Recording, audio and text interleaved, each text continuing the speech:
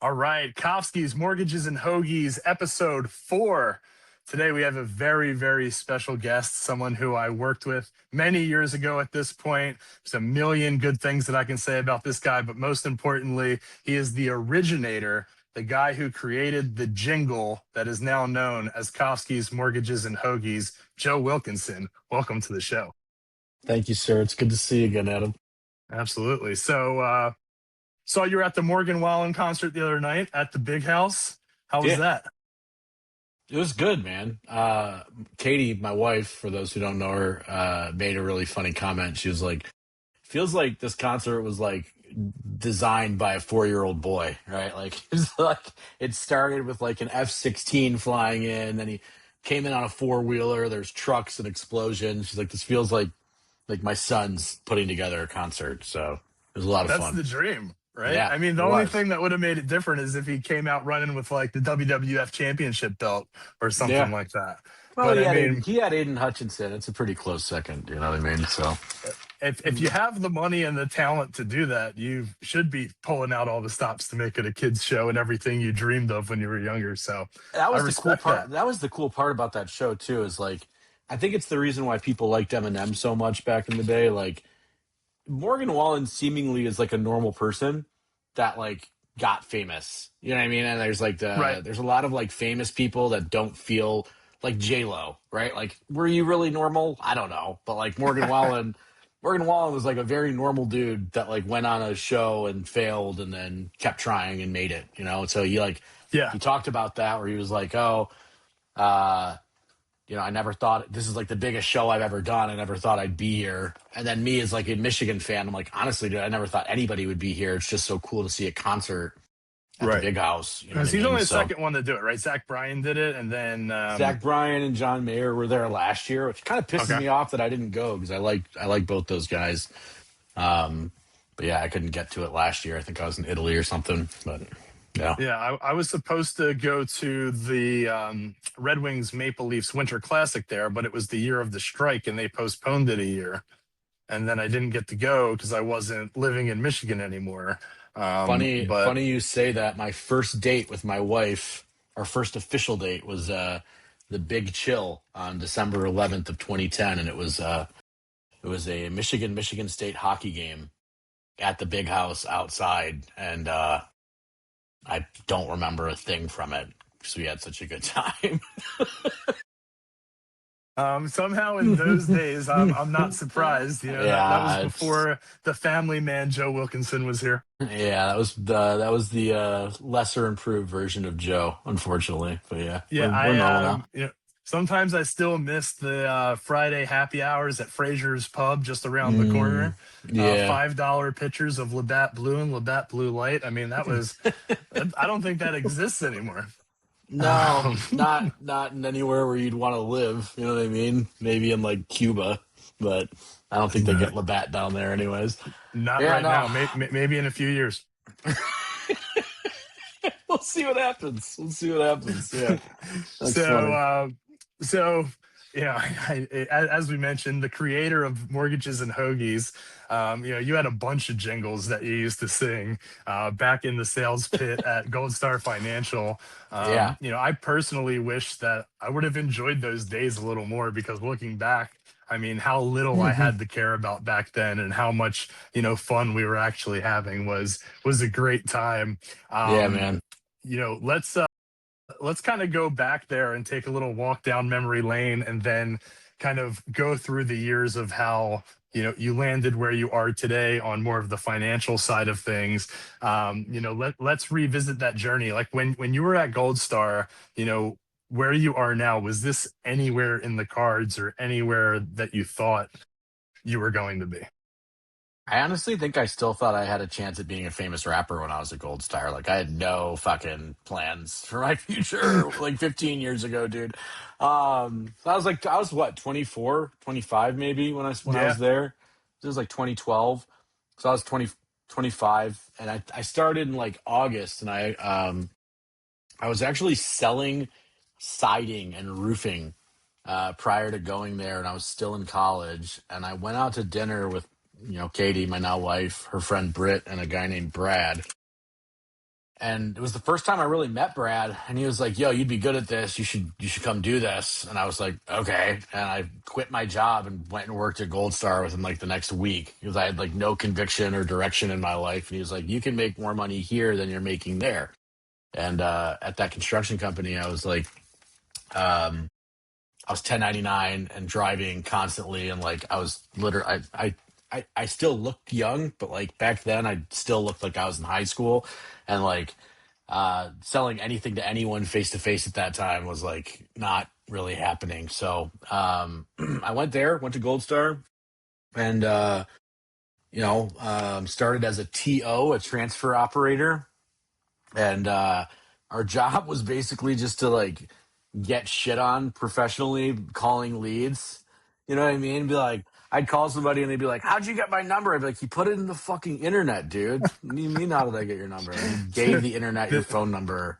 the best part about that, so I was selling Toyotas, and then Yeah. I kind of made the same switch, and I was 4 years younger than you. Well, I am 4 years younger than you, but at the Yeah. time, being 21, You had you a know, beard though, dude. Like I so still, yeah, it's I still didn't fucking. have this beard though. It was just starting to Yeah, it get to was where it it was a was, good beard. It was a better and beard than I'll ever be able to grow. I can tell you that much. it's so funny that you talk about the TO thing because you know me, I'm always like, I take it very seriously, especially if I have like a sale. And I remember there was one loan officer, I forget his name, but he didn't want to be there anymore. And I had this Jersey call. I like killed the call. I'm putting it through the queue to transfer as the TO agent over to the LO.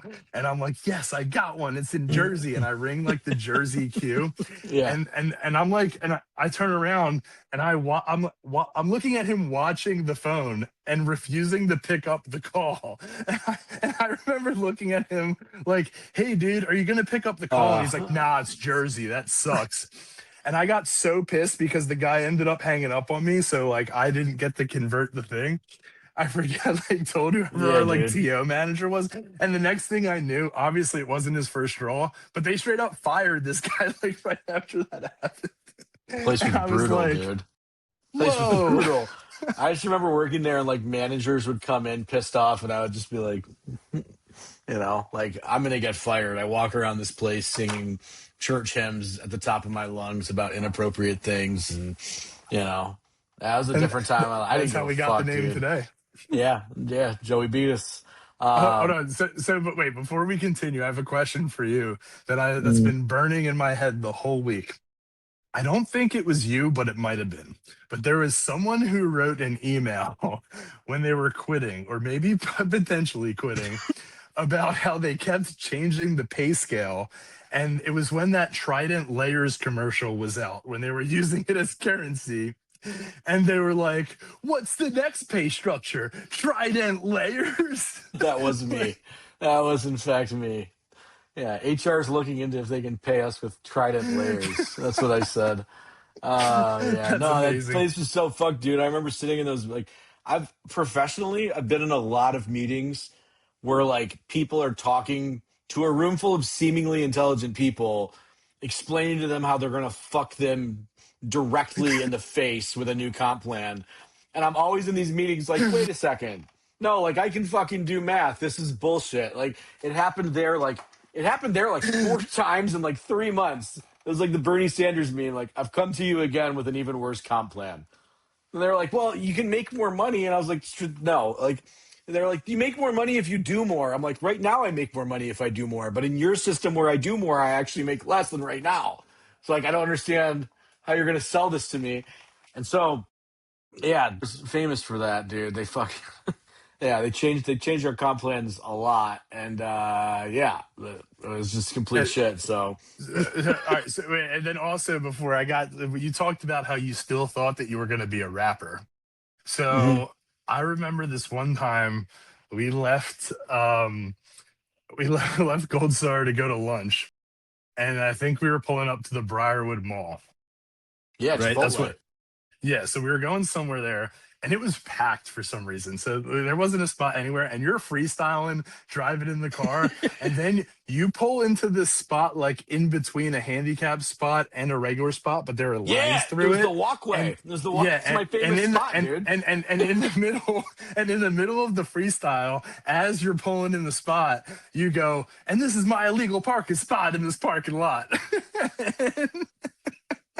and, and I don't know where it came from, but the other day I was pulling into a spot in a parking lot that was like kind of close, and I'm just like, this is my illegal parking spot in this parking lot, and I'm like, Joe's coming on the podcast next week. Hey, dude, the funniest thing about like when I used to do that type of shit is like people I haven't seen in like 10 years will be like, hey, I remember this one time when you were rapping and I can't get this line out of it. I don't even remember it. They remember it. Like we talk about this line. You're And like I the was like, new Lil Wayne. I said that. I don't know what I was thinking when I yeah, said that, but I I said don't it. know. We were at a party, so I probably wouldn't have remembered it in my mid-20s. So, you know. But yeah, nowadays that's not really a thing that happens anymore. So, you know, now I'm a financial professional. So, So, yeah. all right. So moving on. Hmm. And some of the fun we have there. Pike, Spears. I saw you were at the concert with Spears. I think I saw the same angle. There. So I know you guys still stay in touch.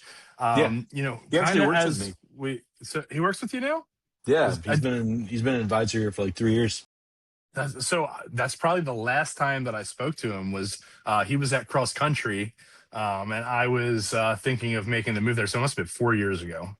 And I Yeah. actually called him up and was picking his brain about it. But um, I mean, that must be the last time I spoke to him. I was just trying to get kind of the down low on what to expect. And yeah, I see that he's expecting, they're expecting another one, which is cool. So that's awesome. I'm definitely gonna have to catch up with him. I didn't know that he was working with you. Once you left, um, where did you head from there? So I know. Directly to It, the unemployment line, actually. I remember I had just asked Katie to marry me.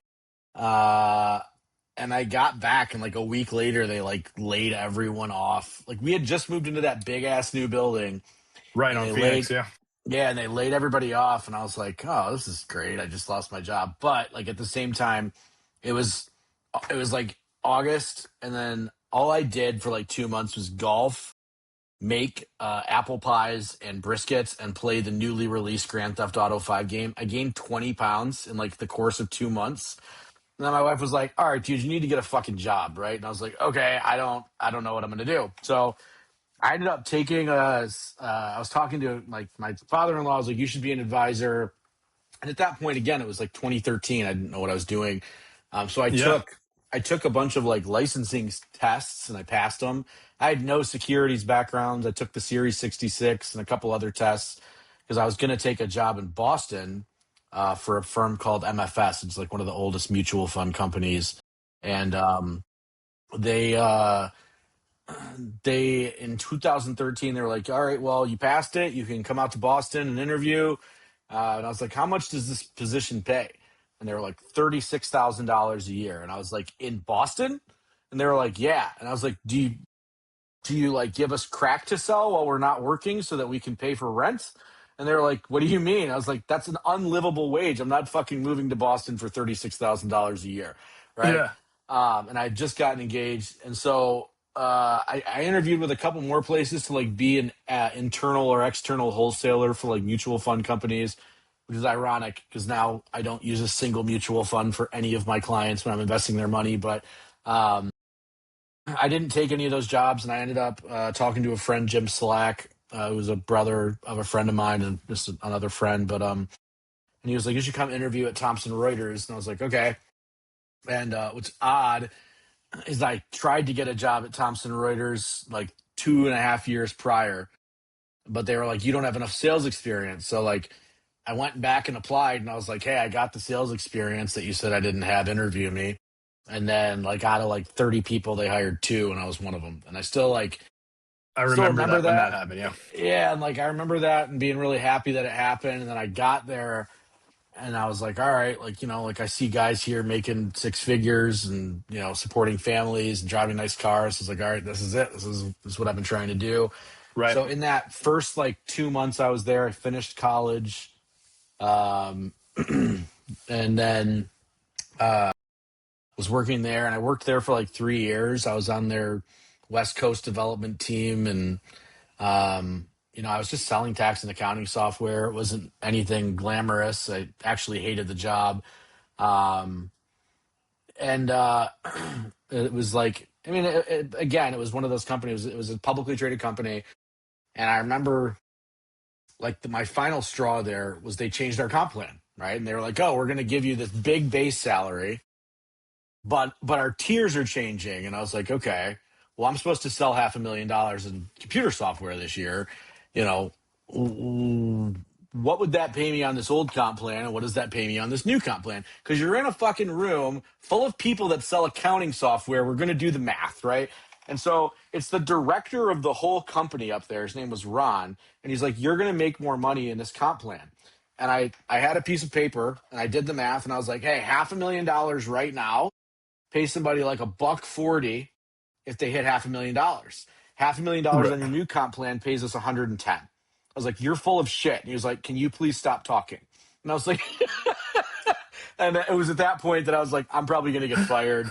I walked out of Yeah. the meeting and started applying for new jobs immediately. And I ended up getting a job at Duo. Duo Security was like this hot startup back then. Yeah. And I remember I had to apply for that job, and they, in the application for Duo at that time, back in like 2015, whenever this was, I think it's 2015 or 2016. It's Yeah. 2016. They were like, attach your favorite picture of an owl to this application because their company motto was the owl. And so like I created a web directory of every owl picture I could find, and then I attached that directory to my application, and it was like, describe your picture. And I was like, I actually found 100 of the best pictures of owls because that's what I do to expectations, exceed them. And they called me within like 15 minutes of putting in the application, and they Of were like, course. Zoe, the girl that hired me, was like, that's the best answer I've ever seen. I want to interview as soon as possible. And I got that job. And then when I was there, it was the worst experience, the absolute hands down worst experience I've ever had professionally. I had a really aggressive manager who had less education and sales experience than me at that point. And I came in and it just was not vibing. So I worked there for like 9 months, and Katie was pregnant with my firstborn Eloise at that time. She was like, dude, every day you come home sad and like you hate this, and like are you gonna, like, what the fuck are you doing, and Yeah. her dad just kept being like, come be an advisor, you'd be really good, you'd be really good, you'd be really good. And so eventually I went and sat down with her dad on like a Saturday and was like, so tell me about all this. And he told me about everything and how it worked. And it, back then I didn't even know what a bond or like was. I just knew that like there were stocks in the stock market. I'd always followed that, but like Right. I didn't know shit about anything.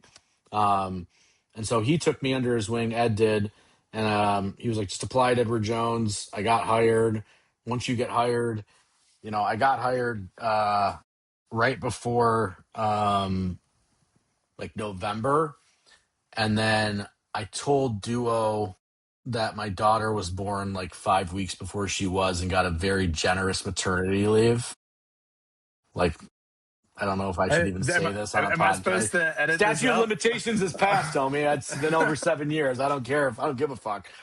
Maybe I'll just beep If they out want what the to, name of if the they want to company come is. I back got at you. me, if they want to come back at me for that, I'll gladly tell them to go fuck themselves. But Look, I think this video will go very viral if they do come for you. So maybe I'll slide yeah, it to them on the yeah. side. Can you believe Hey, he said can this? you believe that? Yeah, Doug Song, come at me. He's way too chill to do that. But anyway, so I started studying for the 7, and like my daughter was born in March. I left there like a day, like my start date at Edward Jones was March 1st. My daughter was born March 2nd. Yeah. And so I basically took my whole maternity leave before paternity leave before my daughter was born. Gotcha. And then they were like, "Are you coming back?" And I was like, "Nah, no, I'm never coming back." Right. And so Yeah. left there and started Edward Jones, that year. And then Edward Jones, I was there for like 4 years. I had to door knock. I had to get every client I could possibly get. I mean, I was even calling you like, "Hey, you got any money?" And you're like, "No, I'm poor. I don't have any money for you to invest for me." It's like, that's weird. I'm poor too. How do I meet It's people with money? How the fuck am I it's supposed to do this job? yeah, Right? yeah. I mean, it's especially at that time. I mean, I was like doing my 401k, and then the rest of my life was a party. Yeah, same. And like, I was 30, right? I was 29, 30 years old. And they're like, "Go find your family and friends." Like, my parents were teachers. They have no money.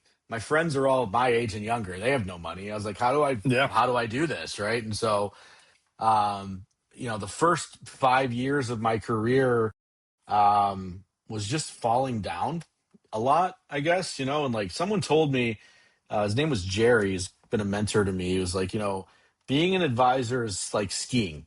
And what people don't realize is skiing is just the art of falling down a hill. And yeah, I was like, what? He was like, "You're falling the whole time." He was like, "But if you could do it well, you'll look graceful doing it and people think you're a good skier." He's like, "That's all being an advisor is." And I heard a podcast the other day where it's like, not even a podcast, it was a rapper's Facebook reel, and it was like, "Winners are just people who stopped quitting." And I was like, huh, right. it's like, it's a really good line to kind of remember, because like, you get way more no's than yeses at first, and that was just kind of the way it was. And at Edward Jones, I think I brought on like 11 million my first year, which was a crazy number back then. But then every year it went down, and it just wasn't working. Like, they didn't provide me with enough stuff to like get the clients I wanted to get Yeah, and build my business to the point I want to build it. And so it was COVID hit, which is crazy. I had a 3-year-old daughter, and thank God at that time my wife was in mortgages. So like, while I was making no money, she was making the most money she'd ever made during those COVID years. And you yeah. know what it is. 2021. Yeah, There great years. wasn't any. There was no overcoming objections. It was like, would you like to move forward? No. All right, got to take the next call. This is Adam. Yeah.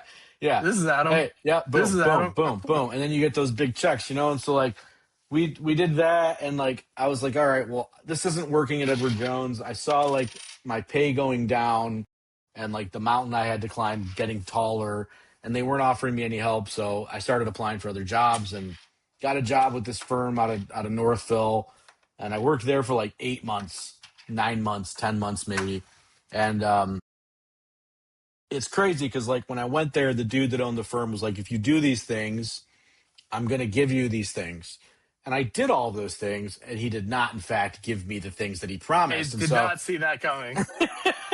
and I was like, it was funny because like where I'm at now at Foguth, I was working for this dude, and he was like, "Hey, check out this firm.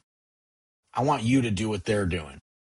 I was like, "Okay, what's their name?" And he's like, "Foguth Financial Group." So I Google it. I start seeing these guys are doing like videos, podcasts, seminars. And I was like, all right, Yeah. like, let's do what they're doing. These advisors have 2 to 3 seminars a month that the firm's paying for. Do you want to do that? And he was like, "We'll go 50-50." And I was like, "I have no money." like, I need you to pay for these things and I'll produce. And he was like, "Well, I don't want to take that risk." And I'm like, "Then why the fuck are we working together?" Like, you know what I mean? And so the day came where I was supposed to get a raise, right? I was supposed to get a raise. And this is in 2021 when like inflation is starting to get real, right? I'm Yeah. commuting from Chelsea to Northville every day, which is like a 50-minute commute Yep. both ways. My daughter's growing up. I'm not making enough money, and I'm like, dude, like I gotta figure this shit out. Like this isn't it, right? And so the day before we had the conversation, I was under the impression that like my pay was going to go up substantially, and a headhunter reached out to me and was like, "Hey, I got a great job. It's between Brighton and Northville. For those of you not from Michigan, that's like 25 minutes from each other, sort of in the Southeast Michigan bubble." And he was like, "First year you can make X, second year X." And I'm like, "This is bullshit. Like they always say you can make so much money, Right. whatever." And I was like, "This sounds great, but I'm about to get a raise tomorrow. Can I just keep your number in case anything ever changes?" And the guy was like, "Absolutely, call me anytime." And so the next day I go So into you the called him the next office. day? Yeah, the next day I go into the office, right? and the guy that I was working for shows me the new number, and it's $20,000 less than what I'm currently making. And I was like, How does that happen? I was like guffawed, like I didn't have words, like you know, like when you like literally can't say anything, like, and so I was That like, reminds me of the scene from Entourage where Terrence says, "This is what I'm prepared to offer you," and he writes down on the paper and slides it to Ari, and it says nothing.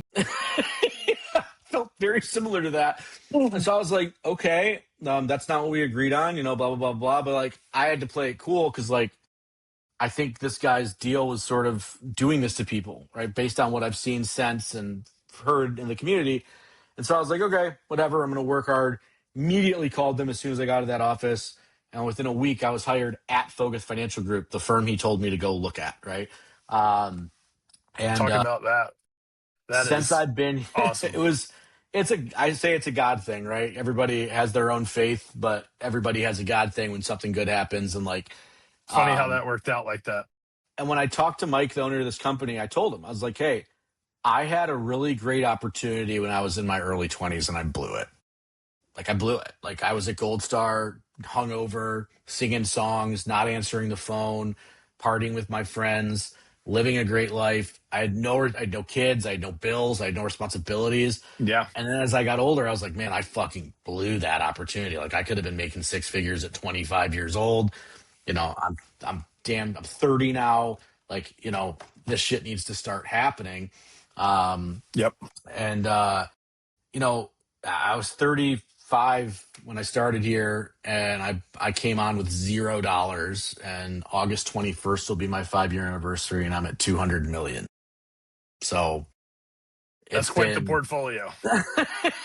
yeah, So it's been $200 bananas. million under management is a phenomenal place to be at.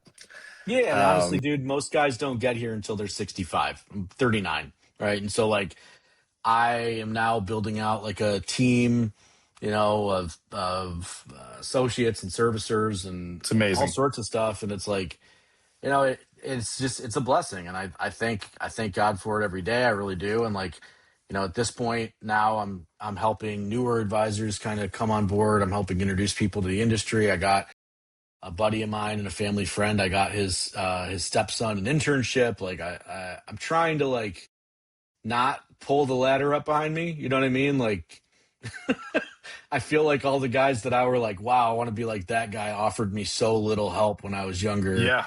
And I'm just trying to That kind you of don't want to be rewrite like that. that. Now Yeah. you take, the last 14 years, since we started having the conversation when you started at Gold Star. And when you're in the 14 years, it feels like it's so long. And then right now, having $200 million under management seems like it probably feels like it happened pretty quickly, right? I mean, one of the things that I tell the younger guys is keep clawing and clawing and clawing. And one day you're going to say, wow, this happened overnight. Because it feels like you're getting nowhere and getting nowhere and getting nowhere because you're not seeing those rewards at each step. But the second Hockey you get stick. there, yep. The second you get there, you're like, oh, where did this all come from? Well, it came from all those days that you thought you weren't getting anywhere. Yeah, And, exactly. and, and I think that All that's awesome. yeah, man. It's exactly how it was. And like, you know, and it wasn't like I was like living in poverty. You know, like I lived a fine life, but like Yeah. it wasn't the life that I wanted for me and my family. And Right. now I can do that. And like again, coming up, you know, my mom and dad, like, you know, my mom's parents were, or one of her parents was a Ukrainian Jew, right? And Yeah. Many of them in his my family. yeah, his parents got out of Ukraine the first time shit got bad in Ukraine, right? Right. That's when we left.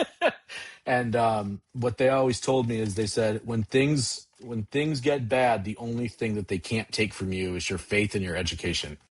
And so like in my family, that was the focus, right? Develop your faith and get an education. My parents were teachers.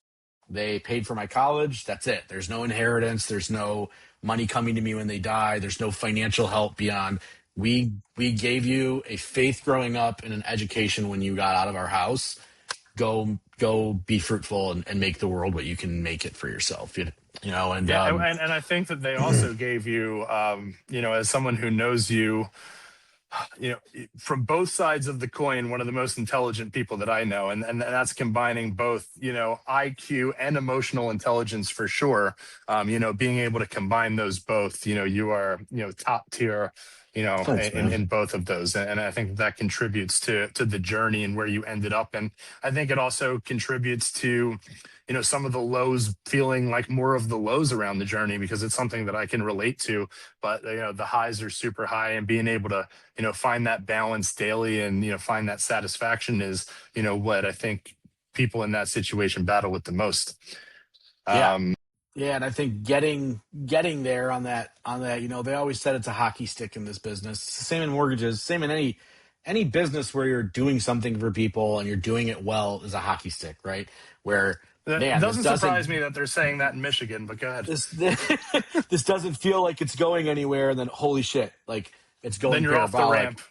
Yeah. Yeah, and like that's exactly how it happens if you do it right. And I think one of the other things that my buddy Kevin said in a conversation I had with him was like he grew up a wrestler, and his dad coached him, and it wasn't because he loved wrestling or was any better than it. It was the way his dad coached him, and it was that he loved the journey of becoming a good wrestler, right? And like it wasn't the destination that he was in it for. It was the climb. Kind of like Miley Cyrus's song "The Climb." Like if you Yeah. don't Yeah. enjoy Classic. if you don't enjoy this journey that you're on, you're not going to enjoy where it takes you.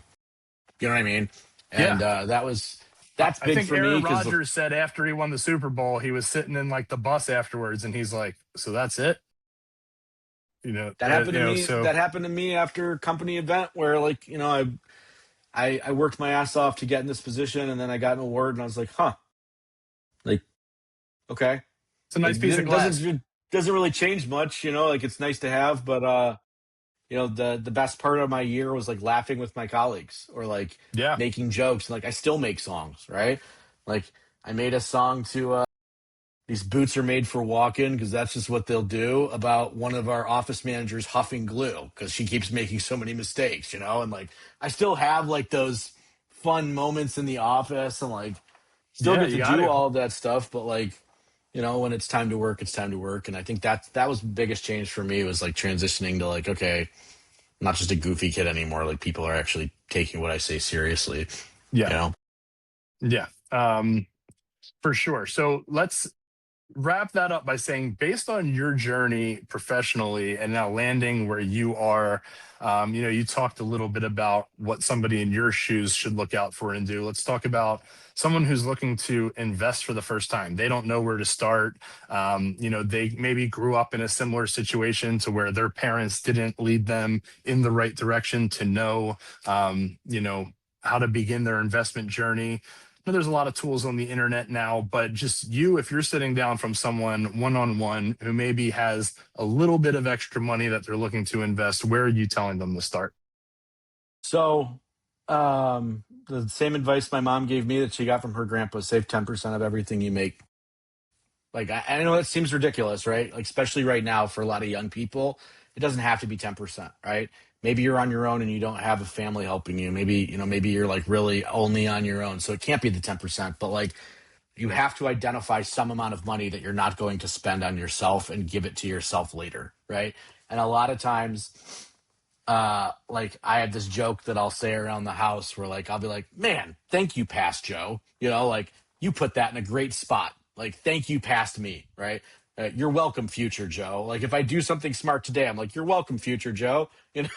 And like that's sort of how I look at saving when you're young. And like the crazy thing is, dude, like if somebody saves, like there's a thing I saw where if someone's parents invest for them from the age of like 6 to 18 and they put away like $3,000 a year, don't quote me on this, at 65 they'll have the same amount of money as someone that worked from 25 to 65 and saved 3 grand a year.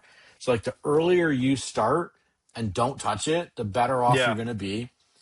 Typically, so like I have a lot of clients who are like, hey, can you help my kids? And I'm like, I'll meet with your kid 1 or 2 times and tell them exactly what to do. And if your Yeah. kid has an IQ above 90, they'll be able to do it themselves because this where you're starting at, this isn't hard, right? It Right. gets hard when you're 65 and you have all these new tax implications and stuff. But right now, Roth IRA or Roth 401k, S&P 500, NASDAQ 100, that's it. Like, that's all you have to do. And so if you're going in, you're doing it on your own, that's going to be SPY or QQQ on the ETF tickers. If you're in a mutual fund in a 401k, it's just going to be the S&P 500 or the NASDAQ 100 mutual fund. And like, that's going to get you very quickly to millionaire status if you're putting it, not very quickly, but eventually, right? Yeah. Get you to millionaire status if you just follow the consistency. And like, again, not to get into politics or anything like that. No, we don't ever want to do that. No, we don't. But like these Trump accounts, right? People hate Trump, but like, and doesn't matter how you feel, but like he's giving the ability for families right now to get $1,000 for free from the government to start investing for your kids when they're one. Yeah. Like, anybody who's not taking advantage of that is not taking life seriously, right? And like, just because they're named after somebody you either like or don't like doesn't matter. Like, that's a good opportunity that people should be taking advantage of. And they're like, oh, why does he name this after himself? Well, who's the Roth IRA named after? Senator Roth, who invented the language for the Roth IRA, right? There's nothing like, we have these accounts because politicians invented them. And so right now, if I'm looking at like as a dad for my kids, I own my own business. So my kids are employed under my business and I put money in a Roth for them. If I didn't have that, I would be getting a Trump account. I can still get a Trump account for them. I'm going to do it anyway, right? And so Yes. these things for children, Trump account, right? As soon as you have earned income as a human being, whether you're 12 or 20, you can start putting money in a Roth IRA, right? The Trump accounts are nice because you don't need to have earned income as a kid to put the money in. And that money has got your whole lifetime until you're 65 to compound.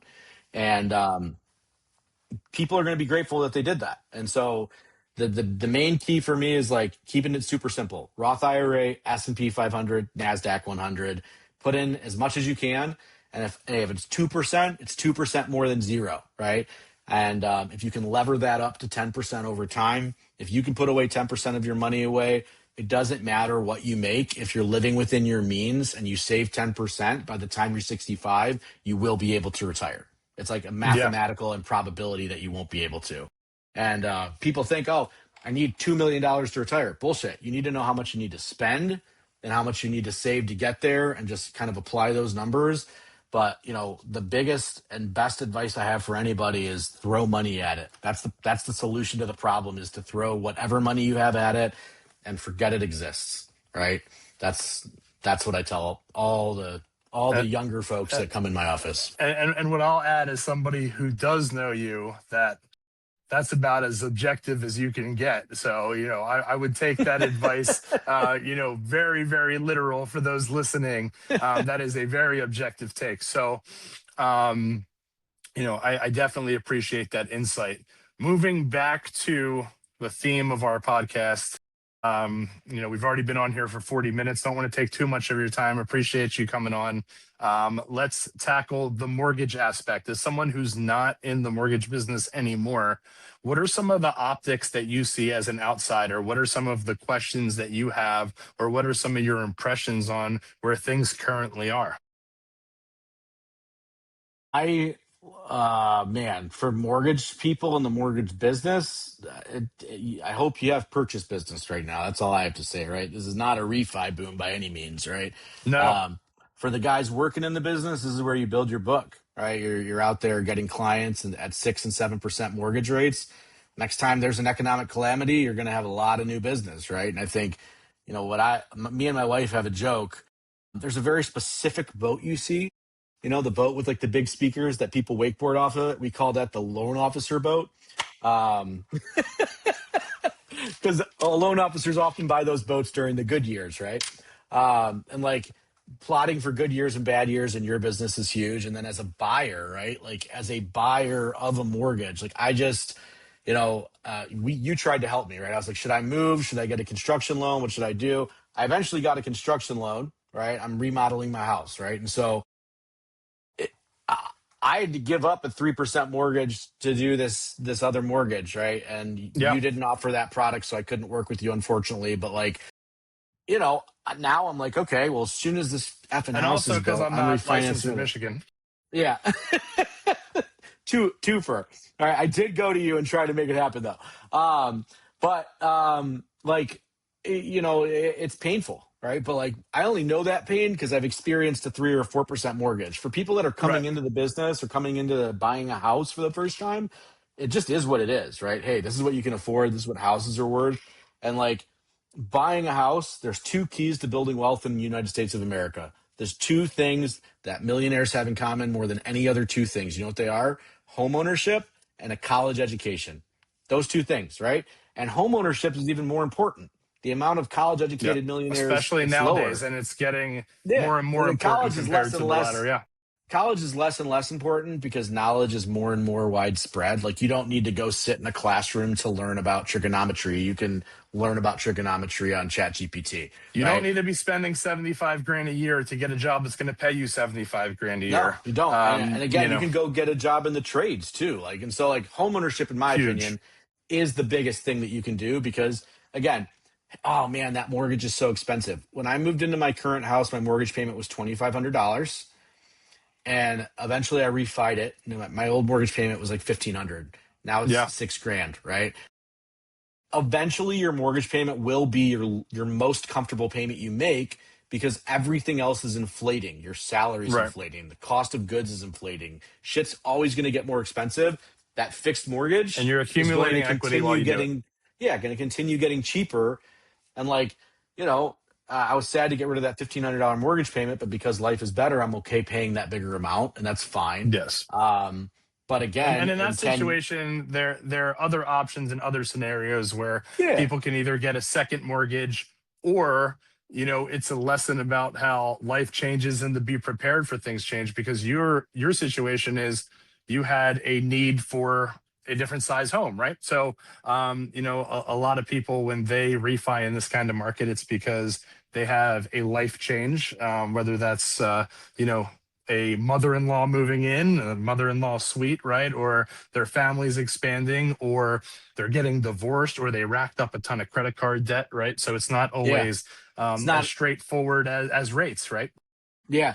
Again, would you rather be paying credit card interest at 27% or mortgage interest at 6.5 or 7? I mean, I don't even need to answer that question because everybody knows the answer, right? But not a lot of people are aware that that can be a thing. That can Yeah. save you. I mean, I've done it before, right? When I was earlier in my career, I utilized my home equity to pay off credit cards. I've utilized my home equity to help me get through my daughter's type 1 diagnosis. Like, there's a Yeah. million times where being a homeowner has saved my ass. And, I recognize how important that is. And I think, the famous saying 2 years ago was marry the house, date the rate. And I still kind of agree with that, where it's like, yeah, the I just dating hate pool of saying it. rates. Yeah, it's a horrible saying, I know, but it's good. Like, I'll say it so you don't have to, but like the Thank you. rate the rate is going to change. All right, and even if the rate doesn't change and you're paying it down and over, you're going to have opportunities to increase your equity just by the house growing in value. So historically, rates right now are normal. This is the historical mean is like 7%. So do I think that rates are going to get better in the next 5 years? Not from where I'm sitting, I don't think. If I had a dollar for every time there was a conversation I've had for the last 2.5 years that included somebody saying, well, rates are going to come down in the next 6 months to a year, I'd have a lot of money. And let me tell you something. Yesterday, I know we got a little bit of ground back today, but yesterday they were the highest they've been in a year. Yeah, So I mean, it's when no you exact have science to it. a $40 trillion debt, it's hard to issue new money at a cheap rate. Like it's just economics, right? And so the only historically, when the market crashes or when the economy crashes, they drop rates. Like it's not going to be that easy the next time. And so that's another reason why people should not be anticipating it, but be like anticipating how you can make it work. And again, like I think the American misconception of what a new house should be is bananas, absolutely bananas. My first house was 165K, bought it FHA with 3.5% down out of my wife's Yep. Roth IRA, right? Yep. And That you're not house 65 years old. no, I'm not. No, I'm not. I utilized every rule I can to get that house. Yeah. And I flipped that house. I fixed it up. I sold it. I worked every weekend to make it better. And I did the same thing in this current house until I realized, what I was hoping to sell this house for, what I can buy now for that amount of money is not the house that I need anymore because of Right. inflation. But thank God I got this beautiful house. Right. And so for me, I just think, the rate market is going to be what it's going to be. And you shouldn't be speculative about it because the people that have been waiting for better rates for 2 years have lost 2 years of appreciation in a house that they now have to pay for. Yep. Absolutely. Hang on. So, all right, let's get to the Hoagies aspect of things here. So now, as someone from Pennsylvania, I don't care what someone from Michigan has to say about Hoagies, right? So what we're gonna do is we're going to ask you to count down your top 5 food places in the Ann Arbor area. So someone's coming in for a Michigan football game. They never been to Ann Arbor. I want you to give them your top 5 favorite places to go All right. in So Ann I Arbor. personally think And one's very obvious. for the best Philly cheesesteak outside of Philly, you have to go to Izzy's in Ann Arbor. I Izzy's. don't And think I've then ever been to you Izzy's. got Izzy's and Mr. Spots, right? Mr. Spots is where the drunk college kids go. Okay. Izzy's is where the guys with heart problems go. So you got to go to Izzy's, right? Um, and then you got Zingerman's, right? Zingerman's is Of course. very world famous Jewish deli, which makes delicious food. Classic. Yeah, I'm gonna go with a number 3 that not many people are aware of, but the best breakfast spot out here is definitely going to be Golden Egg in Ypsilanti, Michigan, on Washtenaw. So if Okay. you go out and you drink too much, you can go get breakfast from there. If you want it's such a good restaurant, dude. They got American fries. Like nobody serves American fries anywhere. They got the best breakfast potatoes I've ever had. Look at me. I'm from the island of potatoes, so we like a Hey. good breakfast potato. Um, let's see where else. Chop House, if you want like a really Yep. nice world class steak dinner. Do And they still then have the cigar bar downstairs? they do, and Juwan Howard doesn't work at Michigan anymore, so you can actually go down there, which is huge. This motherfucker was in that thing every day, dude. Every time I'd go there, they'd be like, sorry, Juwan's down there with like 35 of his closest friends. I'd be like, cool, that's great. Every time for like 3 years. But I digress. Number 5 favorite place to eat in Ann Arbor.